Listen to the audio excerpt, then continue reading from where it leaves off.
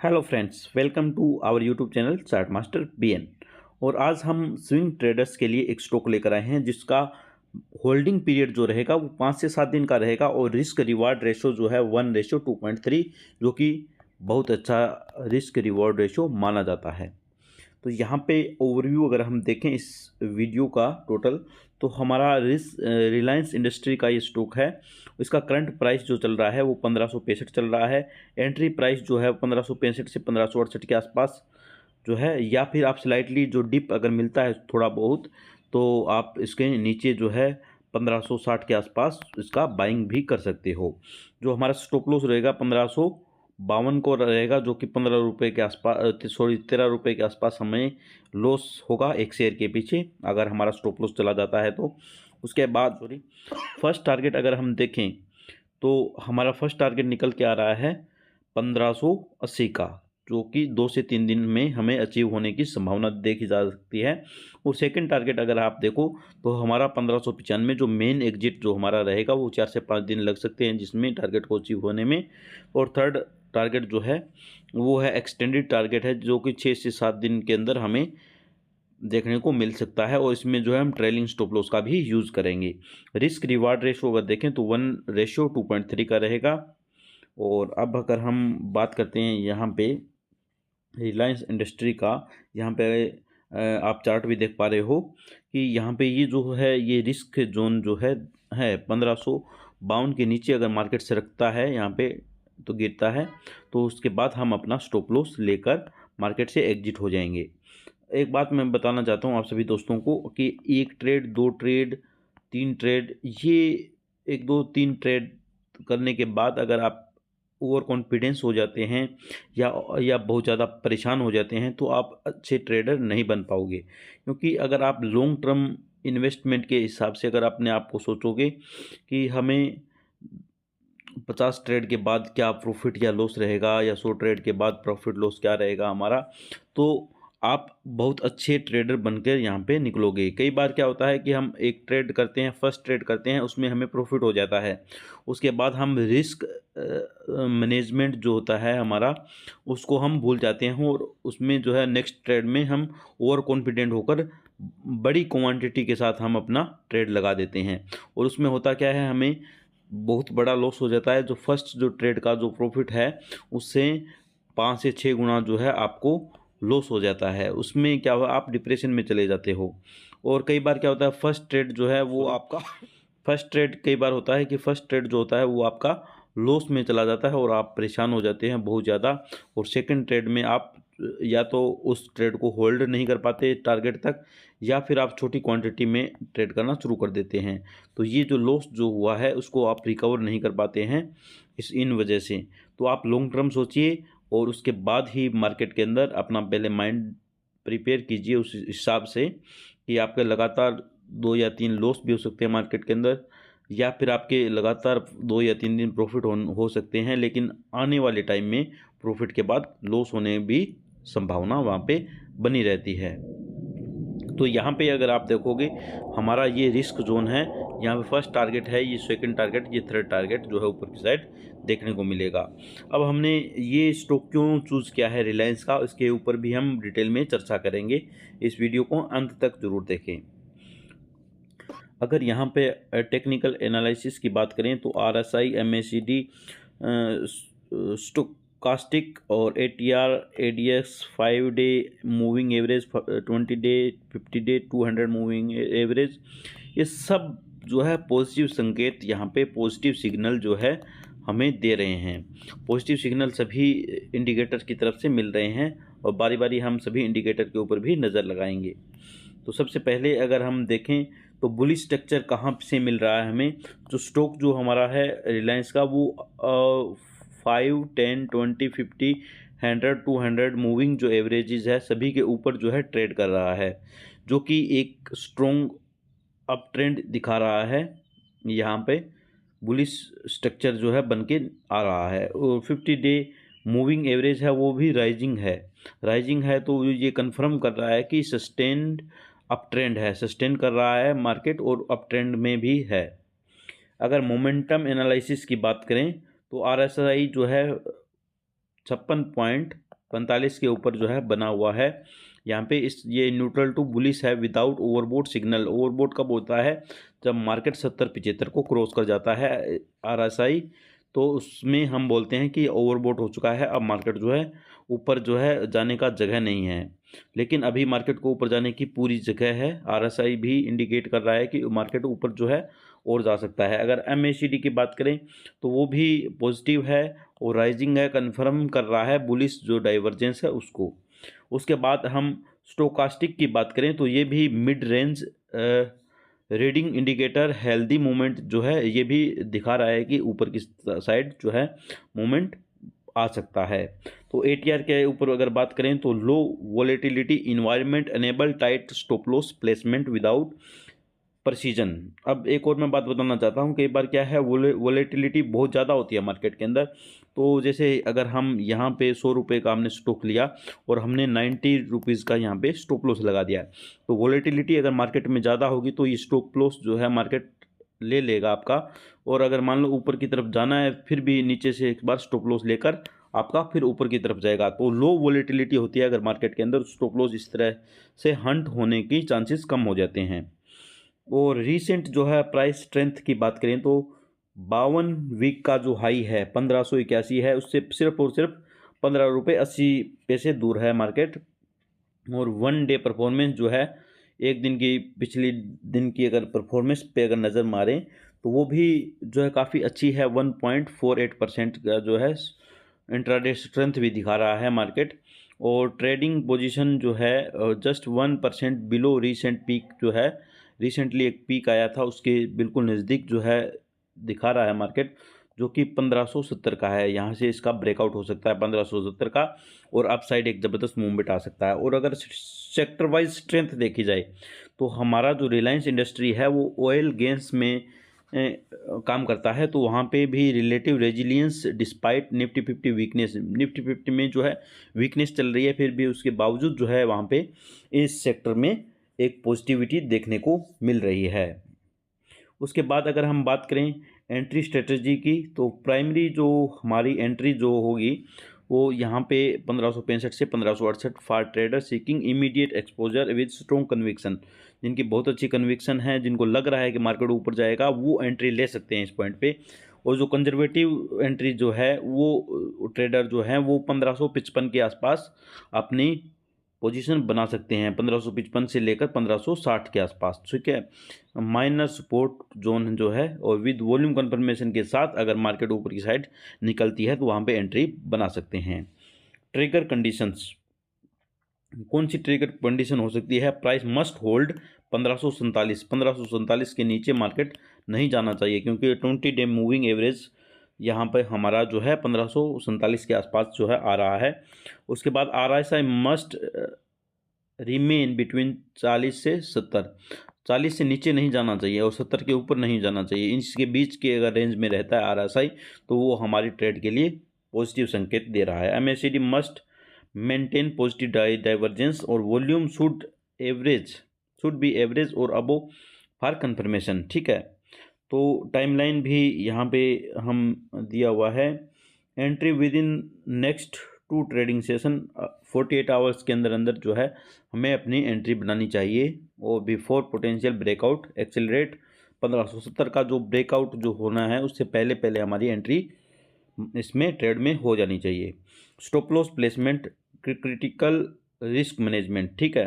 तो primary stop loss जो है हमारा 1552 का निकल के आ रहा है। डिस्टेंस फ्रॉम 13 पॉइंट जो है डिस्टेंस है, 13 रुपये का लॉस है एक शेयर के पीछे।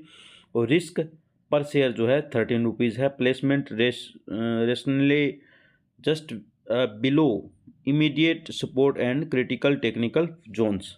Y this level? मेंटेन 1:1 का जो है risk reward ratio for profitable swing traders, ठीक है। तो ये सब कुछ आप यहाँ पे ध्यान रखेंगे कि हमें स्टॉप लॉस जो है पूरा टाइटली रखना है।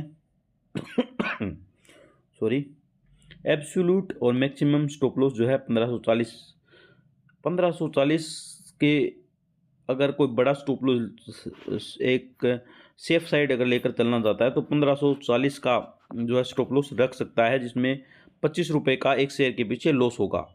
ठीक है, तो ये 1540 से नीचे अगर मार्केट चलता है तो उसके बाद होल्ड रखने का कोई मतलब यहाँ पे नहीं रह जाता है। ठीक है, holding period approaching 7 day.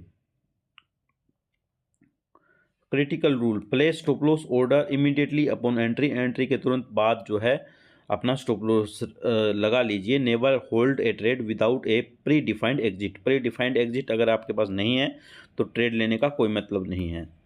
Profit targets, profit target optimized for 1 week holding. ठीक है, फर्स्ट टारगेट जो है क्विक प्रॉफिट जो है 2 से 3 दिन में मिलने की संभावना है। यहाँ पे ₹15 का जो है हमें प्रॉफिट मिलेगा, वेरी हाई जो है यहाँ पे प्रोबेबिलिटी है। बुक 40 से 50% आप अपना यहाँ पे ट्रेड बुक कर सकते हैं। रीज़न जो है इसका ये है कि रेजिस्टेंस एंड साइकोलॉजिकल लेवल है यहाँ पर। ठीक है, तो रिस्क रिवॉर्ड जो है T1 टारगेट 1 का जो रहेगा वो 1:1.15 का रहेगा। उसके बाद सेकंड टारगेट निकल के आ रहा है हमारा 4 से 5 डेज़ के अंदर, इसमें 30 पॉइंट का जो है हमें प्रॉफिट होगा और इसका जो प्रोबेबिलिटी है वो भी काफ़ी ज़्यादा है। एक्शन जो है इसके एग्जिट रिमेनिंग जो 50 से 60% जो बची हुई है वो जो है इस सेकंड टारगेट के बाद जो है एग्जिट करने के लिए आप तैयार रहिए। उसके बाद है रिस्क रिवार्ड रेशो, इसमें अगर हम देखें तो 1:2.3 का है जो कि एक्सीलेंट है, meet charts master standards, chart master standards जो है उसको भी मीट कर रहा है। तो यहाँ पे अगर हम एनालिस्ट कंसेस अगर देखें तो मोतीवाल ओसवाल मेंटेन 1580 टारगेट 1595 और प्रोवाइड अपसाइड बफर। ठीक है, why this target capture full swing move while maintaining discipline. ठीक है, उसके बाद अगर हम थर्ड टारगेट की बात करें तो ये 1610 का है। यहाँ पे 1610 वाले जो ये टारगेट है वो 5 से 7 दिन में हमें मिलने की संभावना रहेगी और ट्रेलिंग स्टॉप लॉस का हम यूज़ करेंगे। यहाँ पे जो डिस्टेंस फ्रॉम एंट्री है वो 45 पॉइंट का है, मतलब 2.88% का यहाँ पे प्रॉफिट हमें देखने को मिल सकता है। प्रोबेबिलिटी जो है इसके moderate to high if momentum sustain, अगर मोमेंटम बना रहता है तो इसका जो है प्रोबेबिलिटी जो है अटेन करने की वो बहुत ज़्यादा हो जाएगी। आपको इस यहाँ पे स्ट्रिक्ट ट्रेलिंग स्टॉप लॉस भी यूज़ करना है। Action if hold remaining position if price breaks 1580 with conviction, conviction के साथ मजबूती के साथ अगर 1580 का लेवल टूटता है तो यहाँ पे आप ऊपर की साइड होल्ड रख सकते हैं। प्रोटेक्शन जो है इसमें यहाँ पे लगा के रखना है हमें। Must implement trailing stop loss at break even T2। ठीक है, टारगेट जो हमारा 2 निकल के आ रहा है वहाँ पे आप अपना ट्रेलिंग स्टॉप लॉस लगाकर टारगेट 3 तक आप ट्रेल कर सकते हैं। यहाँ पे जो है रिस्क रिवॉर्ड रेशियो है 1:1.8, गुड फॉर एक्सटेंडेड होल्ड। ठीक है, 12 मंथ एनालिटिक्स एनालाइज्ड टारगेट जो है वो निकल के आ रहा है ₹1535 का, सुजेस्ट फर्दर जो है अपसाइड मूवमेंट। उसके बाद है risk reward analysis for chart master BN। यहाँ पे जो है आपका ऑप्टिमल ट्रेड सिनेरियो जो है वो यहाँ पे लिखा हुआ है। एंट्री 1565, स्टॉप लॉस 1552 और टारगेट 1595। यहाँ पे जो लॉस कितना होगा, रिस्क कितना होगा, सब कुछ यहाँ पे मैंने जो आपको पहले भी बता दिया है, सब कुछ है सेम वही बातें हैं। और उसके बाद है कंजर्वेटिव सिनेरियो जो है यहाँ पे एंट्री 1565 पे, स्टॉप लॉस 1540 और टारगेट जो है 1595 का। और उसके बाद है अग्रेसिव सिनेरियो में यहाँ पे होगा 1565 पे एंट्री, स्टॉप लॉस 1552 और 1610 का टारगेट, जो कि इसमें रिस्क रिवार्ड रेशो काफ़ी अच्छा है 1:3.46। ठीक है, ये एक्सपीरियंस्ड जो ट्रेडर है उनके लिए है। अगर वीडियो आपको अच्छा लग रहा है तो प्लीज़ एक बार वीडियो को लाइक ज़रूर कर दीजिए और चैनल पे अगर नए हो तो सब्सक्राइब करना न भूलें। तो इसके बाद हम यहाँ पे स्टॉप लॉस जो हम लगाते हैं वो किस तरीके से लगाते हैं, किस रूल के ऊपर लगाते हैं, तो ये है 1% रिस्क रूल। अगर मान लो आपके पास 1 लाख रुपीज़ आपके ट्रेडिंग अकाउंट में पैसे हैं तो उसका 1% ही रिस्क लेंगे। मैक्सिमम जो लॉस होगा हमारा 1000 होना चाहिए एक ट्रेड के अंदर, उससे ज़्यादा हमें लॉस नहीं लेना है। ये है 1% रिस्क रूल। एंट्री प्राइस मान लो 1565 का है आपका, और स्टॉप लॉस 1552 है, तो 13 रुपये पर शेयर के हिसाब से आपको लॉस होगा। तो उसमें जो पोजीशन साइजिंग है 1000 रुपीज़ डिवाइड बाय 13 रुपीज़, तो ये 77 शेयर आप जो है यहाँ पे ले सकते हैं। यहाँ पे 77 इंटू में अगर हम करें तो ये है 1565, तो ये 1,20,000 रुपये का आप जो है ट्रेड ले सकते हैं। अबाउट 1.2 जो आपका अकाउंट है, क्योंकि आपको लीवरेज भी मिलती है। बहुत सी एप्लीकेशन है जहाँ पे आप 1,00,000 रुपये से 5,00,000 रुपये तक जो है आप ट्रेड कर सकते हो। 1,00,000 रुपये का अगर आपके पास कैपिटल है तो आप 5,00,000 रुपये की कैपिटल के जितना आप ट्रेड कर सकते हो। तो लीवरेज के आप लेकर भी अगर आप ट्रेड कर रहे हो तो उससे ज़्यादा 1,20,000 से ज़्यादा आप लीवरेज भी मत लीजिए, क्योंकि इससे आपका रिस्क रिवॉर्ड रिस्क जो रूल है वो टूट जाएगा। क्योंकि आपकी कैपिटल का जो है 1% से ज़्यादा अगर आप रिस्क लोगे तो आप ज़्यादा समय तक मार्केट के अंदर नहीं टिक पाओगे। तो ये इस प्रॉपरली आपको रिस्क जो रूल है वो आपको फॉलो करना चाहिए।